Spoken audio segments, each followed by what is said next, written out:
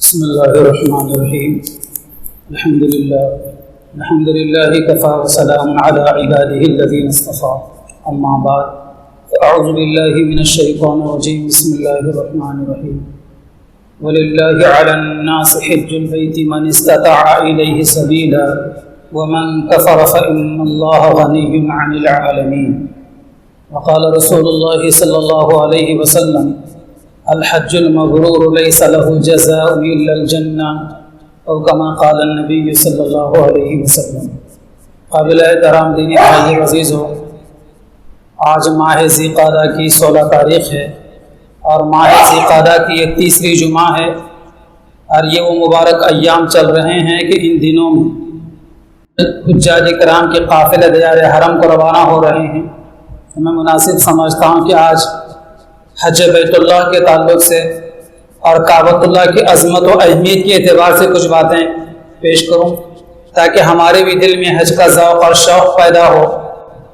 محترم بزرگوں اور دوستوں، پیغمبر اسلام صلی اللہ علیہ وسلم نے ارشاد فرمایا کہ بنی الاسلام علی خمس، کہ اسلام کی بنیاد 5 چیزوں پر ہے. انہی 5 چیزوں کو اسلام کے ارکان بھی کہا گیا ہے اور اسلام کے اہم ترین فرائض بھی انہیں کہا گیا ہے. کون سی وہ 5 چیزیں ہیں؟ سب سے پہلی چیز لا الہ الا اللہ محمد الرسول اللہ کا اقرار کرنا، اور دوسری چیز اقامت الصلاۃ یعنی نماز پڑھنا، اور تیسری چیز ایتاء الزکاۃ زکوٰۃ دینا، اور چوتھی چیز صوم رمضان مبارک کے روزے رکھنا، اور 5ویں چیز حج بیت اللہ یعنی خانہ کعبہ کا حج کرنا. یہ 5 چیزیں اسلام کی بنیادی ارکان کہلاتی ہیں، اور جو مسلمان اہتمام کے ساتھ ان 5 چیزوں پر عمل کرتا ہے، اللہ تعالیٰ ماباقی سارے دین پر عمل کرنا اس کے لیے آسان فرما دیتے ہیں. یا بعض اقوال کے مطابق اللہ تعالیٰ ماباقی دین پر عمل کرنے کی اسے توفیق دے دیتے ہیں.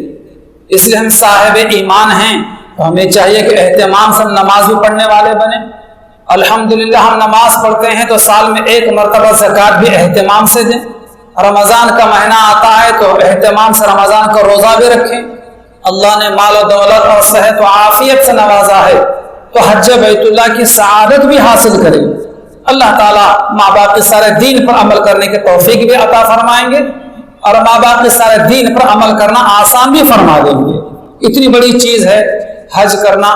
بخاری شریف کی روایت ہے، حضرت ابو ہریرہ رضی اللہ تعالیٰ عنہ کی روایت ہے، نبی کریم علیہ السلام فرماتے ہیں: من حج للہ، جو کوئی اللہ کے لیے حج کرے، ولم یرفث، کوئی فحش بات نہ کرے، کوئی فحش حرکت حج میں نہ کرے، ولم یفسق، کوئی فسق و فجور جھگڑا اور مزاح کسی سے گناہ کا کام نہ کرے، رجع کیوم ولدتہ امہ، تو وہ حج سے ایسا واپس لوٹے گا گناہوں سے پاک و صاف ہو کر جیسے کہ ماں کے پیٹ سے پیدا ہونے کے دن میں گناہوں سے پاک و صاف. اتنی بڑی عظیم فضیلت کی بات ہے. بڑے خوش نصیب ہیں وہ لوگ جن کو اللہ تبارک و تعالیٰ اپنے گھر کی زیارت اور حج کی سعادت عطا فرماتے ہیں. حضرت ابراہیم علیہ السلام اللہ تعالیٰ کتنے جلیل القدر پیغمبر گزرے ہیں. انہوں نے اپنے بیٹے حضرت اسماعیل کے ساتھ کعبۃ اللہ کو بنایا ہے. جب ابراہیم علیہ السلام نے اللہ کے حکم سے کعبۃ اللہ کو بنایا اور جب کعبۃ اللہ کی تعمیر سے فارغ ہوئے تو اللہ تعالیٰ کی بارگاہ میں دعا کی کہ پروردگار میرے اس کارنامے کو قبول فرما. تو جیسے یہ دعا کی ابراہیم علیہ السلام نے، اللہ تعالیٰ کی جانب سے دوسرا حکم آتا ہے. کیا حکم آتا ہے کہ ابراہیم تم نے ہمارے حکم سے ہمارا گھر بنا دیا، تو اب لوگوں میں حج کا اعلان کرو تاکہ لوگ حج کو آئیں. تو ابراہیم علیہ السلام نے اپنے رب ذوالجلال سے کہا کہ پروردگار میں یہاں ہوں جہاں پر کوئی انسانوں کی بڑی آبادی نہیں ہے، اور جہاں دنیا میں انسان آباد ہیں وہاں تک میری آواز نہیں پہنچ سکتی. اللہ تبارک و تعالیٰ کا تیسرا حکم آتا ہے کہ ابراہیم صرف آپ کا کام ہے اعلان کر دینا حج کا، اور ہمارا کام ہے پوری دنیا کے انسانوں تک آپ کی آواز کو پہنچا دینا. اللہ کا حکم تھا. حضرت ابراہیم علیہ السلام نے اللہ کے حکم سے مقام ابراہیم پر کھڑے ہو کر، اور بعض روایات میں ہے کہ جبل ابی قبیس پر کھڑے ہو کر، مقام ابراہیم وہ پتھر ہے جس پتھر پر آج بھی ابراہیم علیہ السلام کے مبارک پیر کے نشان موجود ہیں، انگلیوں کے پورے تلوے کے پورے نشان موجود ہیں۔ کعبۃ اللہ کے دروازے کے سامنے بالکل وہ ایک کانچ کے چھوٹے سر کے بلوری میں اسے رکھا گیا ہے۔ تو اس پتھر پر کھڑے ہو کر، جس کو اللہ تعالیٰ نے بہت اونچا کر دیا تھا، چونکہ پتھر میں ایسے کشش اللہ پاک نے رکھی ہے کہ ابراہیم علیہ السلام کعبۃ اللہ کی دیوار بنایا کرتے تھے، تو جیسے دیواریں اوپر جاتی تو کوئی دوسرا پتھر اس پتھر پر رکھنے کی ضرورت نہیں پڑتی تھی، بلکہ خود ہی پتھر اوپر ہو جاتا تھا، وہ کہ آٹومیٹک سیڑھی کا کام دیا کرتا تھا۔ وہ ابراہیم علیہ السلام نیچے اترنا چاہتے، پتھر چھوٹا ہو جاتا، بڑی آسانی سے ابراہیم علیہ السلام نیچے اتر جاتے تھے، اتنا وہ عظیم پتھر ہے۔ تو اس پتھر پر کھڑے ہو کر، جس کو اللہ پاک نے بہت اونچا کر دیا تھا، اس پر کھڑے ہو کر اعلان کیا۔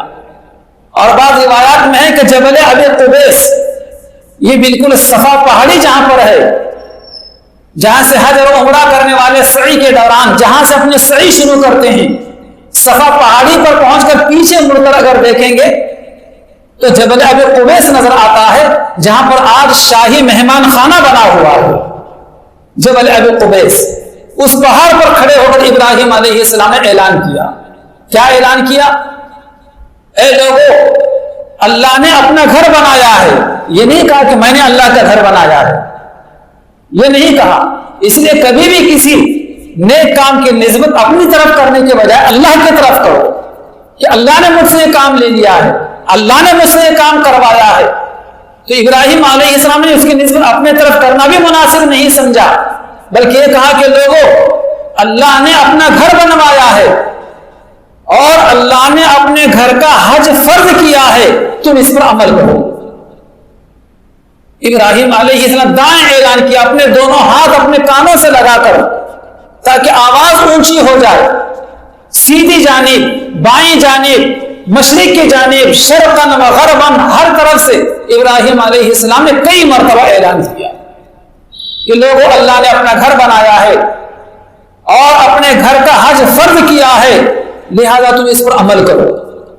ابراہیم علیہ السلام کی یہ آواز اللہ تبارک و تعالیٰ نے معجزانہ طور پر پوری دنیا کے انسانوں تک پہنچائی۔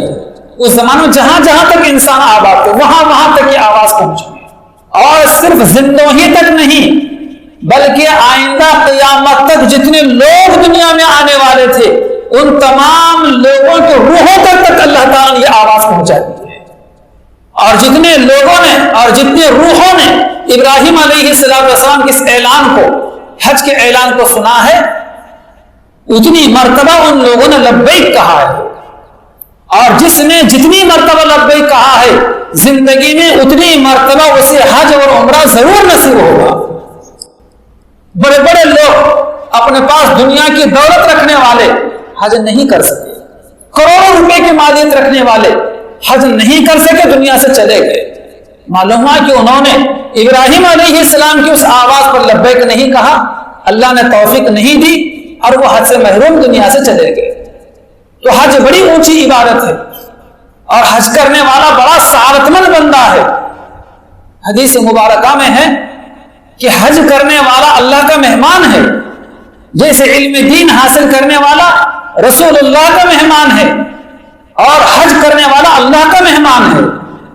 اور یہ اللہ کا مہمان حاجی جب اللہ سے دعا کرتا ہے، اللہ دعا قبول کرتے ہیں، جب مغفرت مانگتا ہے تو اللہ پاک اسے معاف کر دیتے ہیں۔ حکم یہ ہے کہ جب حاجی حج کو جا رہا ہو تو اسے ملاقات کی جائے، اسے سلام کیا جائے، اسے مصافحہ کیا جائے، اور اسے دعا کی درخواست کی جائے۔ اور واپسی میں بھی خاص طور پر جب آ رہا ہو اس موقع پر بھی اس سے ملاقات کی جائے، اور اس سے دعاؤں کی گزارش کی جائے کہ ابھی ابھی وہ گناہوں سے پاک و صاف ہو کر اپنی دعائیں قبول کروا کر وہ واپس آ رہا ہے۔ حضرت سرور کونین جناب محمد رسول اللہ صلی اللہ علیہ وسلم کا مبارک زمانہ ہے۔ حضرت عمرو ابن العاص رضی اللہ تعالیٰ عنہ ایک بڑے صحابی ہیں، وہ حضور کی خدمت میں حاضر ہوتے ہیں اور کہتے ہیں کہ یا رسول اللہ، صلی اللہ علیہ وسلم میں آج آپ کے ہاتھ پر ایمان کی بیعت کرتا ہوں۔ نبی پاک علیہ السلام نے اپنا مبارک ہاتھ ان کی طرف آگے بڑھایا تو حضرت عمرو ابن العاص رضی اللہ عنہ نے اپنا ہاتھ پیچھے کھینچ لیا۔ حضور پاک علیہ السلام نے پوچھا کہ کیا بات ہے عمرو، تم از خود حاضر تھے اور تم نے ہی کہا تھا کہ میں اسلام کی بیعت آپ کے ہاتھ پر کرنا چاہتا ہوں، اور اب یہ ہے کہ ہاتھ پیچھے کھینچ رہے ہو۔ عمرو ابن العاص رضی اللہ تعالی عنہ نے کہا کہ یا رسول اللہ صلی اللہ علیہ وسلم ایک میں شرط لگانا چاہتا ہوں۔ حضور نے فرمایا کہ کیا شرط ہے تمہاری؟ تو عمرو ابن العاص رضی اللہ عنہ نے یہ کہا کہ آج میں اسلام کی بیعت آپ کے ہاتھ پر کر رہا ہوں، میری آج شرط یہ ہے کہ میں نے زمانے کفر میں جتنے گناہ کیے ہوں وہ سارے میرے گناہ معاف ہونا چاہیے۔ زمانے کفر میں ماضی میں جتنے مجھ سے گناہ ہو گئے ہیں وہ سارے میرے گناہ معاف ہو جانا چاہیے، تو آج میں آپ کے ہاتھ پر اسلام قبول کرنے کے لیے تیار ہوں۔ حضور پاک علیہ السلام نے فرمایا کہ عمرو کیا تمہیں یہ بات معلوم نہیں ہے کہ 3 چیزیں ایسی ہیں جس سے پچھلے سارے گناہ معاف ہو جاتے ہیں؟ 3 چیزیں ایسی ہیں جس سے پچھلے سارے گناہ معاف ہو جاتے ہیں۔ آقا دو جہاں علیہ السلام کے الفاظ یوں تھے، الاسلام یہدی ما کان قبلہ، کہ جس تاریخ کو کوئی اسلام قبول کر رہا ہے اس سے پہلے ماضی میں جتنے گناہ اس سے ہو گئے ہیں وہ سارے کے سارے گناہ اس سے معاف ہو جائیں۔ اور دوسری چیز فرمائی آپ علیہ السلام نے والہجرۃ تہدم ما کان قبلہا، کہ ہجرت کرنے کی وجہ سے ہجرت سے پہلے کیے گئے سارے گناہ اس کے معاف ہو جاتے ہیں۔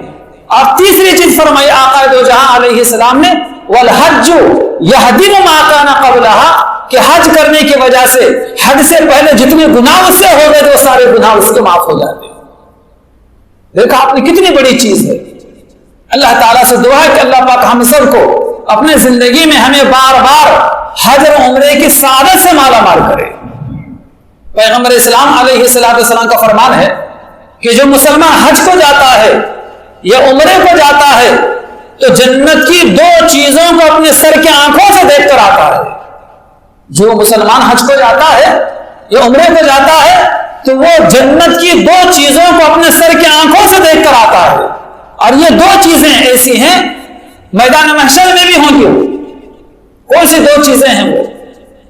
ایک ہے رکن یمانی اور دوسرے ہے حجر اسود۔ یہ 2 چیزیں کعبۃ اللہ گویا کہ چوکور کمرے کی نما ہے، تو کعبۃ اللہ کے 4 کونوں کے 4 نام ہیں۔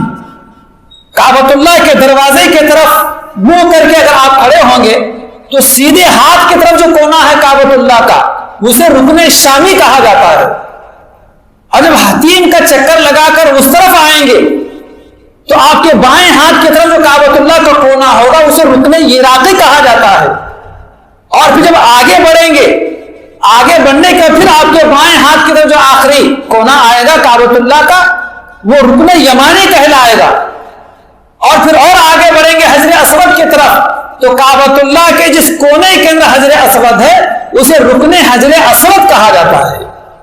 یہ 4 کونوں میں سے رکن یمانی اور رکن حجر اسود یہ 2 چیزیں جنت کی ہیں، اور یہ دونوں کی دونوں چیزوں کو اللہ تبارک و تعالیٰ قیامت کے دن آنکھ بھی دیں گے اور زبان بھی دیں گے۔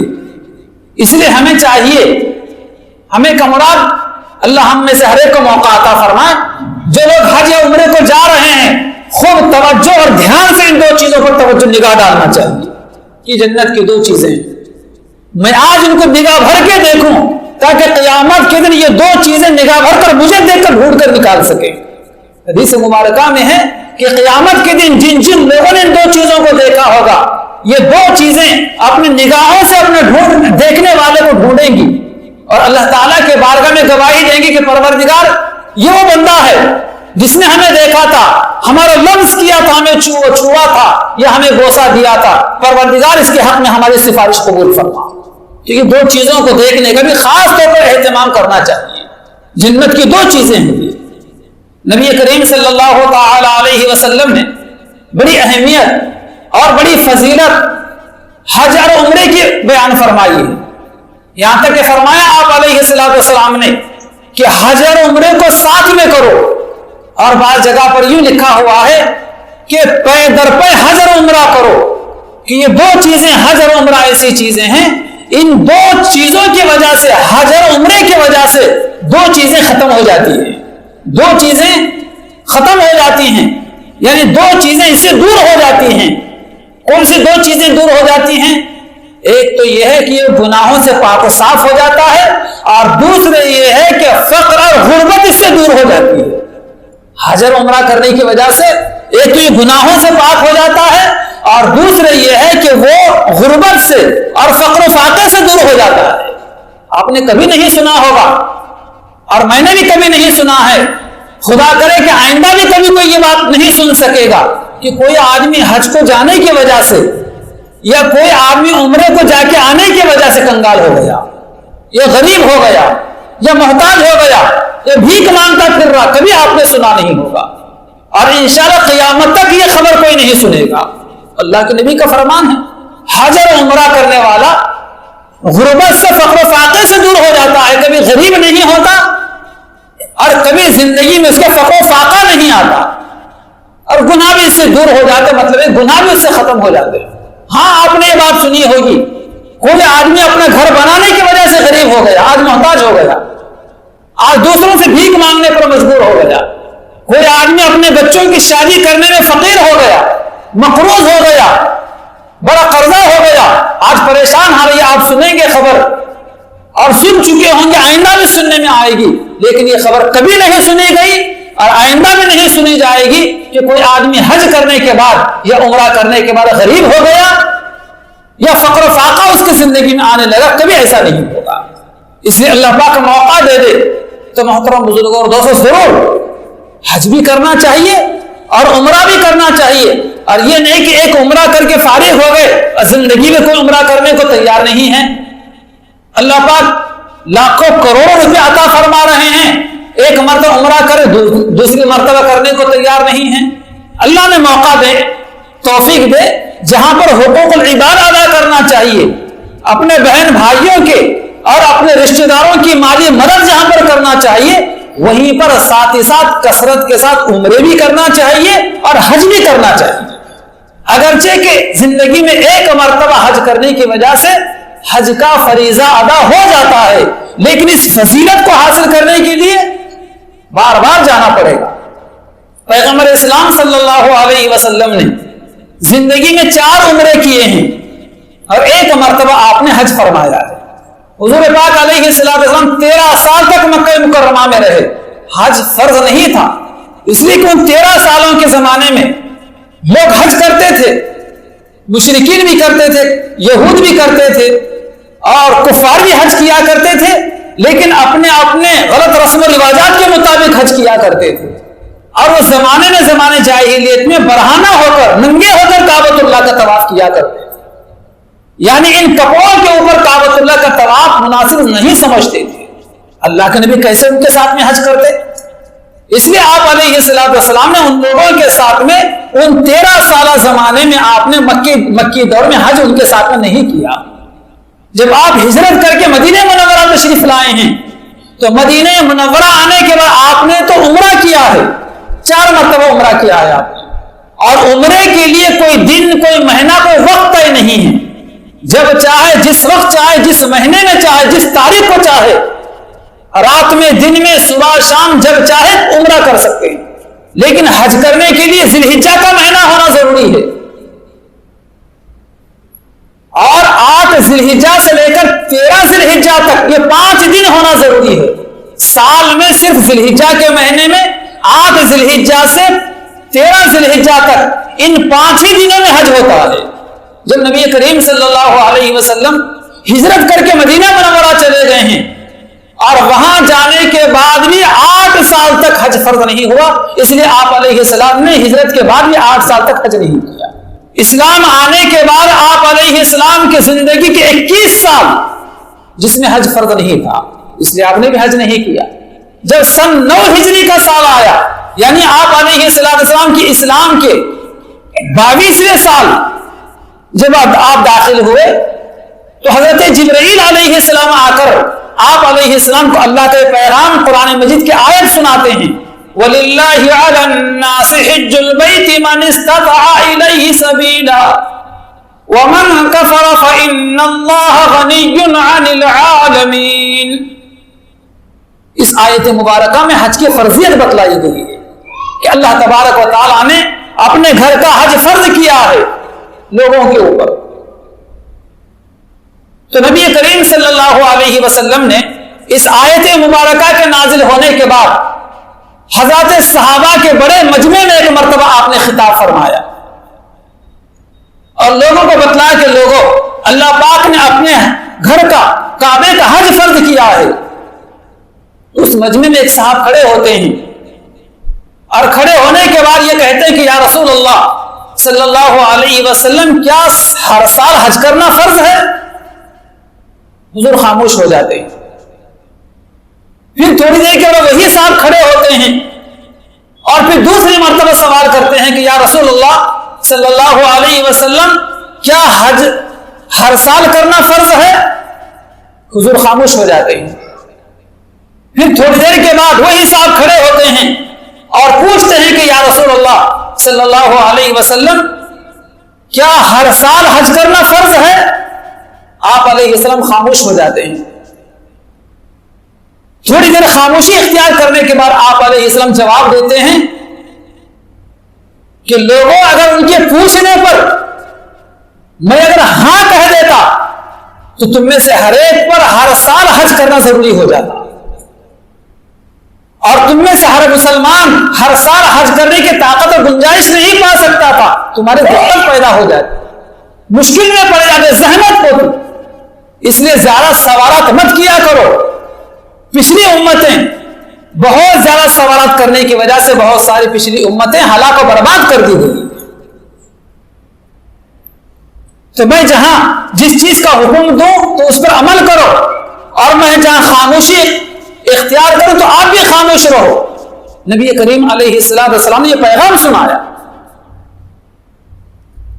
اور محترم بزرگوں، دوستو، حج بڑی اونچی عبادت ہے۔ اللہ تبارک و تعالیٰ نے اس کو مسلمانوں پر، جن کے پاس حیثیت ہوتی ہے، ان پر فرض فرمایا ہے۔ حیثیت کے کیا مطلب، اور کس مسلمان پر حج فرض ہوتا ہے، اور کس عمر میں حج فرض ہوتا ہے، یہ بات یاد رکھیں۔ عام طور پر ہمارے بھارت کے مسلمان یہ سمجھتے ہیں کہ ساری ذمہ داریوں سے فارغ ہونے کے بعد اگر کچھ مال، پیسہ، روپیہ بچتا ہے تو حج فرض ہوتا ہے۔ میں مکان بنانے سے فارغ ہو جاؤں، اپنے بچوں بچیوں کی شادیاں کرنے سے میں فارغ ہو جاؤں، اگر مجھ پر بڑھاپا طاری ہو جائے تو جب میرے اوپر فرض ہوتا ہے۔ چنانچہ مشہور ہے کہ سب سے زیادہ بوڑھے حاجی اگر کہیں سے آتے ہیں تو بھارت سے آتے ہیں۔ عمر کے کسی بھی مرحلے میں، چاہے آپ 25 سال کے ہوں، چاہے 50 سال کے ہوں، چاہے 40 سال کے، عمر کے کسی بھی سال آپ کے پاس اتنا مال آ جائے، اتنی دولت آ جائے کہ اتنی دولت میں کعبۃ اللہ کا حج کر کے واپس اتنے خرچے میں آ سکتے ہیں، ایسے تمام مسلمانوں کے اوپر حج فرض ہو جاتا ہے۔ ایسے تمام مسلمانوں کے اوپر حج کرنا فرض ہو جاتا ہے۔ اور اگر اس میں حج کرنے میں تاخیر کرتے ہیں تو گناہگار ہوتے ہیں۔ خدا نہ کرے تاخیر کرنے کی وجہ سے اگر بعد میں معذور ہو جائیں، زندگی کا کیا بھروسہ، انتقال کر جائیں، یا کوئی بیماری لاحق ہو جائے اور حج کرنے کی استطاعت نہ رکھ پائیں، یہ فرمان نبوی سن کر تو بدن پر رونگٹے کھڑے ہو جاتے ہیں۔ آقا دو جہاں علیہ السلام کا فرمان ہے کہ من ملک زادا و راحلۃ تبلغه الى بیت اللہ فلم یحج فلا علیہ ان یموت یہودیا ولا نصرانیا۔ جو آدمی اتنی مالیت کا مالک ہو جائے کہ جس میں کعبۃ اللہ کو پہنچ کر آ سکتا ہے پھر بھی وہ حج نہ کرے، مجھے ایسے مسلمان کی کوئی پرواہ نہیں، چاہے وہ یہودی ہو کر مرے، چاہے نصرانی ہو کر مرے۔ کتنی بڑی شدید وعید ہے۔ حضور فرما رہے ہیں کہ جو مسلمان اتنی دولت کا مالک ہو جائے کہ کعبۃ اللہ کو جا کر واپس آ سکتا ہے، فلم یحج، پھر بھی حج نہ کرے، فلا علیہ، مجھے اس کی کوئی پرواہ نہیں ہے، ان یموت یہودیا ولا نصرانیا، چاہے وہ یہودی ہو کر مرے چاہے نصرانی ہو کر مرے۔ ہمارے ملک کے صف اول کے بزرگ جن کا انتقال ہو گیا دنیا میں بحیات نہیں ہے، اللہ تعالیٰ ان کے قبر کو جنت کا باغ بنائے اور اللہ پاک ان کے درجات کو بلند فرمائے۔ حضرت مولانا ابرار الحق صاحب رحمۃ اللہ علیہ، ہردوئی والے، آپ نے نام سنا ہوگا، بہت بڑی شخصیت تھی ہمارے ملک کی، صف اول کے بزرگوں میں ان کا شمار ہوتا، علماء میں ان کا شمار ہوتا تھا۔ جو لوگ پوچھتے تھے حج کے تعلق سے کہ حضرت ہمارے لیے بھی دعا کیجیے کہ اللہ پاک ہمیں بھی حج کے لیے بلائے اور ہم بھی سر کے آنکھوں سے کعبۃ اللہ کے در و دیوار کو دیکھ سکیں، تو حضرت مولانا ابرار الحق صاحب رحمۃ اللہ علیہ ایک ترتیب بتلایا کرتے تھے انہیں۔ میں وہ ترتیب بتلاتا ہوں، اگر سمجھ میں آئے تو اس کو اختیار کر سکتے ہیں، ممکن ہے اس کی وجہ سے اللہ تعالی ہمارے راستے اس کے آسان فرما دے۔ کیا ترتیب تھی وہ؟ ترتیب آپ یہ بیان کیا کرتے تھے کہ گھر میں ایک غلہ بناؤ، روزانہ یا ہر ہفتہ یا ماہانہ کچھ نہ کچھ حج کی نیت سے یا عمرے کی نیت سے پیسے ڈالو اور اسے بھول جاؤ۔ یہ نہیں کہ کوئی ضرورت پیش آ جو کھولا غلہ اور نکالا اور ضرورت پوری کا، ایسا مت کرو، بلکہ غلہ گھر میں بناؤ، جیسے چھوٹے بچے غلہ بناتے روپیہ 2 روپیہ ڈالتے رہتے ہیں، غلہ بھر جاتا ہے ان کا۔ ایسا اگر تم چاہتے ہو حج کرنا تو ایک غلہ بناؤ اور روزانہ یا ہفتے واری یا ماہانہ کچھ نہ کچھ رقم اس غلے میں ڈالو اور بھول جاؤ، ڈالتے رہو اور روزانہ حج کی نیت سے 2 رکعت نماز پڑھ کے اللہ سے دعا کرو کہ اللہ مجھے بھی حاجی بنا دے، مجھے بھی اپنے گھر بلا لے اور مجھے بھی حج کی سعادت سے مالا مال کر دے۔ دعا کرتے رہو، ایک دن آئے گا کہ غلہ بھر جائے گا، اتنے پیسے اس میں آ جائیں گے، اللہ پاک اتنی برکت اس میں دے دیں گے کہ اسی غلے کی رقم سے آپ حج کو جا سکیں گے۔ خدا پاک سے دعا ہے کہ اللہ پاک ہمیں یہ ترتیبی آسان